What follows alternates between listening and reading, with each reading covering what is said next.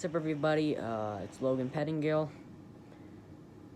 I'm going to be talking about competitions, just the various rule sets, bracketing, and just kind of the way some of them are done.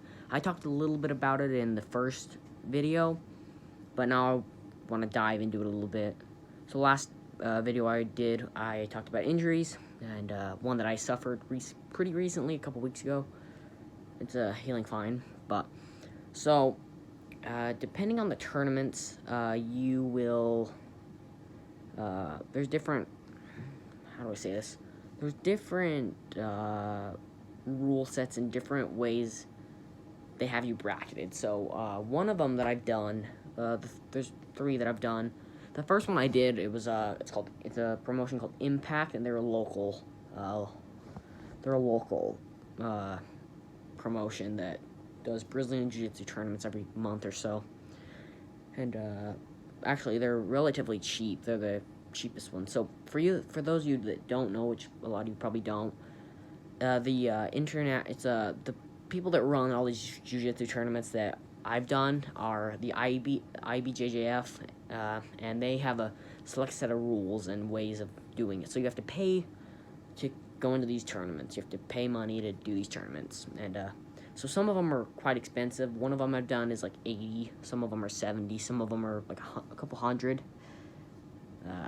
which, depending on the tournament, it can be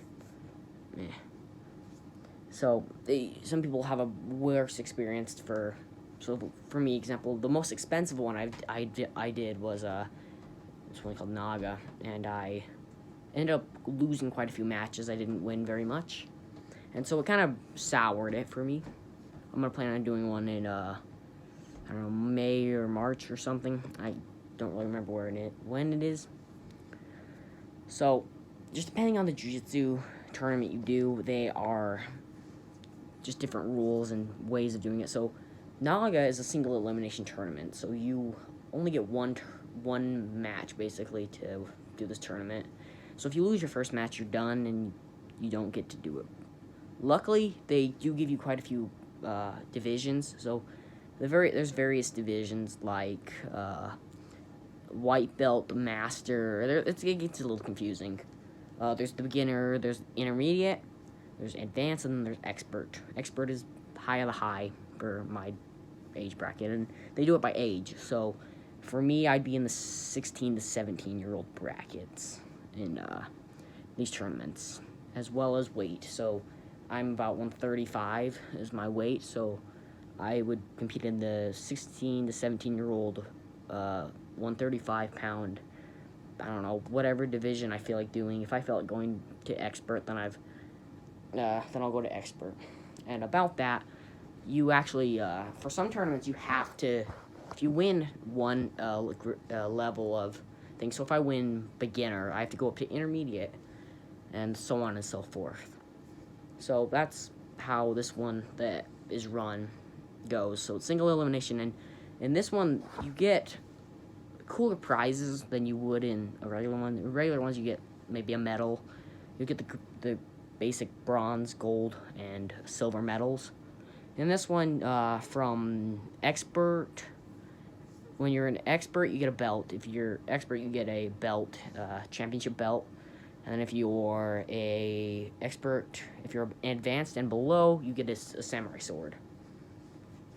And you just gotta go and compete. So if there's like only 2 people in a division, so if it's me and one other kid, I'm just gonna go with best of 3 with them. So I'll at least get 4 matches, depending. So I might even get 6. Just depends on how it goes. So Naga, it was the most expensive one, and it's one of the more well-known, and a lot more people do them. From what I've noticed, a lot of people go and do those, and they have some good guys that compete over there. And right back over here is a medal. It's Naga grappling. So I done that, and then the second one, the first one I actually ever did was one called Impact. I kind of strayed away from that one. So Impact is a double elimination. So you need lose twice to be eliminated. So you get guaranteed 2 matches, which is something I do like. But a lot of times they only do gi. And I've talked about what a gi is. It's basically the uniform you wear if you're doing a traditional martial art. And that's one thing that's a downer, and they don't really have a exact weight for me. I'd be in the negative 145 and down, 145 and down, and then there's 145 and up. So it's kind of, I could be going against a kid a little bit bigger than me, which isn't that big of a deal, but it works well. I don't know, some of them aren't super, they're all pretty much the same. Once you really come down to it, they're all pretty much the same. They just have select different rules. And then the last one I did, which was in November, is Grappling Industries. And so that one I like. They do a round robin, so you get, depending on how many people are in your division, you can get up to 8 matches in a division. That's including 2 divisions, gi and no gi. And I felt that one was a lot better, and it went by a little quicker. And what I mean by that is, the one thing I don't like about these tournaments is I like competing.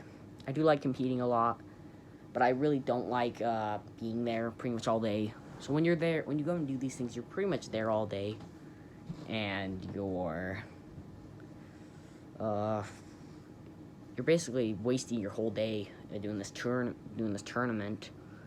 And you have to be there by a certain time. Some tournaments have you get there around, like Naga, they had me get there around 8, and so I didn't end up competing until about 12, so I was there for quite a while before I even got to compete. And then this last one I did, it was just like you had to show up an hour before you were scheduled to compete, which was a lot better. So that was nice. They have weigh-ins, so you have to weigh in and make your weight. If you don't make weight, you get eliminated immediately, and you basically you lose immediately. And you do get a 1 pound allowance. So if you're in the 125 pound division, you get a 1 pound allowance. So you get to weigh in at 126 instead of 125 on the dot. And that's something I do like, because the last one I was right there. So some of the rules that you'll come across are just basic submission rules. So for white belts, you're not allowed to use leg locks, which are basically something where you attack the legs and you basically twist their leg in a place that you basically just twist their leg around, and it hurts really badly, and they're very dangerous. They're one of the more dangerous submissions, because you can easily rip apart your knee by performing them wrong, or not tapping, or not getting out of it quick enough. So those are illegal. There's a couple of other submissions that are illegal. Like, you can't slam people. You can't pick someone up and you can't slam them. You can't, of course you can't punch, you can't bite, you can't do basically the stuff that you would think you shouldn't be able to do. You probably can't. And it just varies from tournament to tournament. Some allow leg locks. Like, Naga allows leg locks at my group, but another one I've done, they don't even allow purple belts to do them, which is a pretty high belt in the belt system. So it just kind of depends on the tournament. So now I'm going to talk about what you should bring if you're ever competing. So if you're competing at a jiu-jitsu tournament, you want to bring food. You want to bring 2 sets of everything you have.